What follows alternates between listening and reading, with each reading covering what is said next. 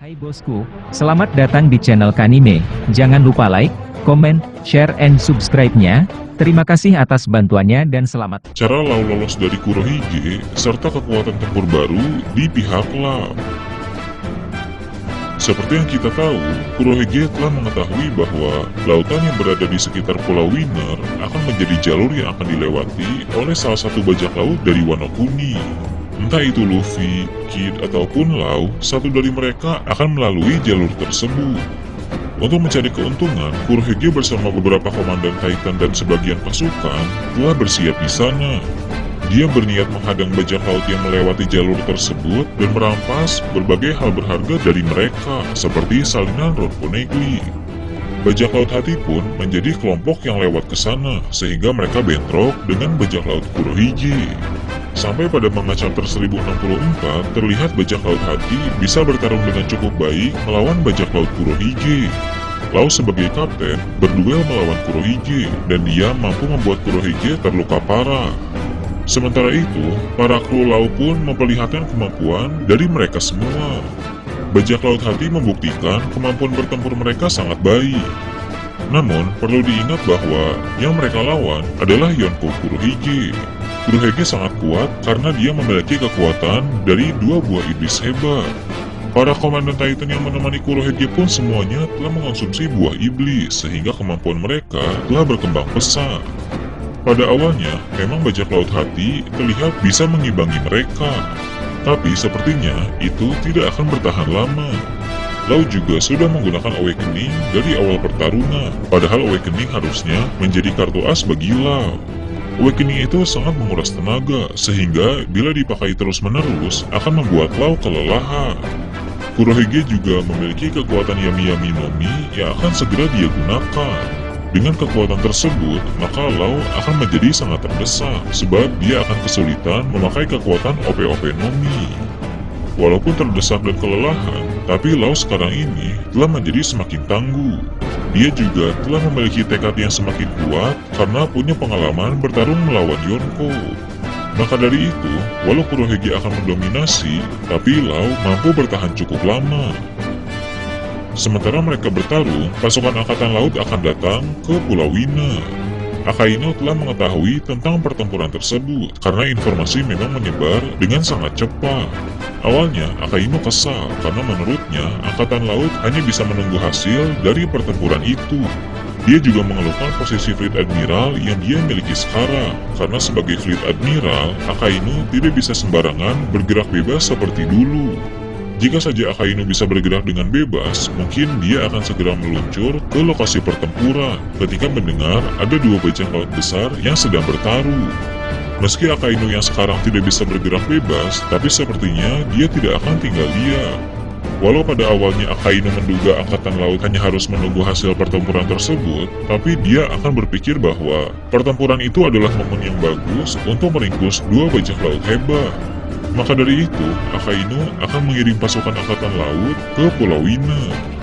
Diberi misi untuk memimpin pasukan tersebut adalah Kizaru. Mengingat di Pulau Winner ada Kurohige dan Lau yang akan sangat merepotkan, maka menurut Akainu, Kizaru adalah orang yang paling tepat untuk dikirim ke sana. Kizaru bisa dianggap sebagai admiral yang paling dipercaya oleh Akainu, karena mereka berdua masuk angkatan laut pada waktu yang sama, dan pasti telah melewati berbagai pertempuran bersama. Kizaru juga merupakan admiral yang paling berpengalaman, mengingat dia jauh lebih senior dari Fujitora dan Ryokugyu yang baru menjadi admiral 2 tahun ini. Dengan begitu, Kizaru memang orang yang tepat untuk memimpin pasukan menuju Pulau Winner. Dalam pasukan angkatan laut yang akan dipimpin oleh Kizaru, terdapat juga beberapa vice admiral yang cukup kuat. Angkatan laut harus mempersiapkan kekuatan besar untuk pergi meringkus Kurohige dan Lau.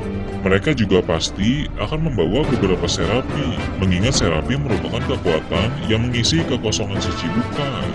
Serapi memiliki kekuatan yang besar dan bisa bertempur tanpa rasa takut, karena mereka adalah pasifista yang bergerak sesuai dengan perintah. Kemampuan tempur dari serapi akan sangat berguna dalam berbagai pertempuran. Ada kemungkinan Serapim yang akan dibawa ke Pulau Winner adalah Serapim Lau dan Serapim Kurohige. Serapim memang diciptakan dengan wajah yang mirip seperti para Shichibukai saat masih kecil. Mengingat baik Lau maupun Kurohige sama-sama pernah menjabat sebagai Shichibukai, maka besar kemungkinan ada juga Seraphim dengan wajah mereka. Lau dan Kurohige pasti akan terkejut ketika melihat Seraphim itu. Pada saat Angkatan Laut sampai ke sana, keadaan pun akan menjadi rumit. Kurohige yang telah unggul dari Lau kini mendapat gangguan. Tentu gangguan dari Angkatan Laut tidak hanya untuk Kurohige saja, tapi juga untuk Lau, karena Angkatan Laut di sana berniat menangkap mereka berdua. Kurohige pasti akan cukup kerepotan, karena dia tidak membawa semua Komandan Titan. Komandan Titan yang ikut serta hanya Barges, Van Augur, dan Dokyu saja. Dengan kekuatan bajak laut Kurohige yang hanya sebagian itu, maka Kurohige pasti akan kerepotan. Meski begitu, Kurohige akan mencoba untuk tetap melawan. Dan antara bajak laut Kurohige, bajak laut hati, dan Angkatan Laut masih berlangsung, pihak lain pun akan muncul. Seperti yang admin bilang tadi, informasi menyebar dengan sangat cepat, dan pertempuran di Pulau Winner berlangsung cukup lama. Sehingga ada cukup waktu bagi pihak lain untuk datang ke sana. Pihak lain yang datang itu adalah Crossguild. Saat Crossguild muncul, mereka telah bersama dengan Edward Weevil yang telah berhasil direkrut oleh Crossguild. Weevil sebagai mantan Shichibukai yang memiliki kekuatan luar biasa, memang pantas untuk bergabung bersama Crossguild. Secara pribadi, mungkin Weevil tidak berminat untuk bergabung dengan kelompok manapun, tapi karena permintaan dari Miss Bakin, maka Weevil mau bergabung dengan Crossguild. Dalam masa yang telah semakin kacau dan tidak terkendali ini, Miss Bakin pasti paham bahwa walau Weevil sangat kuat, tapi bergerak sendiri akan kurang baik. Bergabung bersama organisasi besar seperti Crossguild adalah langkah yang tepat. Dengan begitu, Weevil pun bergabung dan ikut bersama mereka menuju ke Pulau Winner. Alasan mengapa Crossguild muncul di sana adalah untuk menolong Lau. Namun, menolong Lau tidak gratis karena Crocodile memiliki penawaran. Crossguild akan membantu Lau asalkan Lau mau bergabung ke dalam organisasi tersebut. Crocodile memang memprioritaskan untuk merekrut para mantan Shichibukai ke dalam Crossguild. Mungkin Lau sama sekali tidak ingin bergabung ke dalam Crossguild, tapi Lau pasti cukup cerdas untuk bisa memahami situasi. Di sana sedang ada pasukan Angkatan Laut dan bajak laut Kurohige. Sementara itu, keadaan Lau telah terluka dan kelelahan. Apabila dia menolak tawaran Crocodile, bisa jadi Crossguild juga akan ikut menyerang Lau, sehingga keadaan Lau pun akan menjadi sangat buruk. Usai mempertimbangkan berbagai hal, pada akhirnya Lau pun menerima tawaran dari Crocodile. Dengan begitu, di Pulau Winner, Crocodile, Mihawk, dan Edward Weevil akan berada di pihak Lau. Pertempuran yang melibatkan banyak nama besar itu berjalan dengan dahsyat, sehingga Pulau Winner mengalami kerusakan parah. Semua pihak memilih untuk mundur setelah mengalami kerugian di pihak masing-masing. Peristiwa itu pun akan disebut sebagai insiden Pulau Winner. Insiden itu mengakibatkan berbagai hal, seperti kemarahan Akainu yang membuatnya akan segera mempersiapkan pasukan besar untuk melawan bajak laut Kurohige dan Crossguild.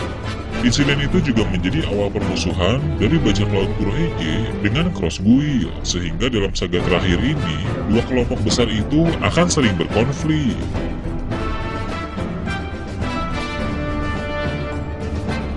Nah itu tadi, teori admin tentang cara Lau lolos dari Kurohige, serta kekuatan tempur baru di pihak Lau. Gimana menurut kalian? Silahkan tulis di kolom komentar di bawah.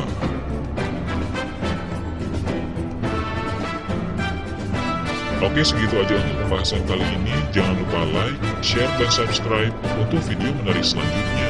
Terima kasih sudah menyaksikan channel Kanime ini bosku. Jangan lupa like, komen, subscribe, dan share video karena gratis.